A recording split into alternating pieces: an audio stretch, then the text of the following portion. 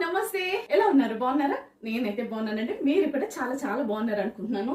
ఈరోజు లంచ్కి Wednesday special lunch ఏముంటుంది మనకి? ప్రతిరోజు స్పెషలేనండి.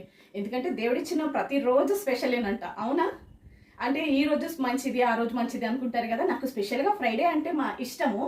ఎందుకో తెలియదు, స్పెషల్గా అనిపిస్తుంది ఫ్రైడే.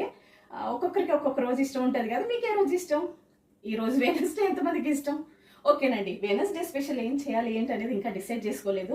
వచ్చాను కదా కిచెన్లోకి, ఒకసారి ఫ్రిడ్జ్లో తిరిగేస్తే ఏమున్నాయో అవి వండేద్దాం. ఓకే, కాకన్నా కర్రీ రెడీ అయిపోయింది. మన ఫ్రెండ్స్కి చూపిస్తూ నీకు సర్వ్ చేస్తాను.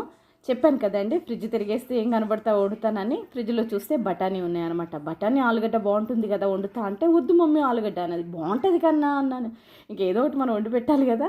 చూడండి, చిన్న పులుకు ఒక్కటి చాలా అంటది. మార్నింగ్ టిఫిన్ తినదు, నైట్ ఏమీ తినదు. ఆఫ్టర్నూన్ అన్న కొంచెం తినాలి కదా అని 2 చిన్న పుల్కాలు చేస్తానన్నమాట.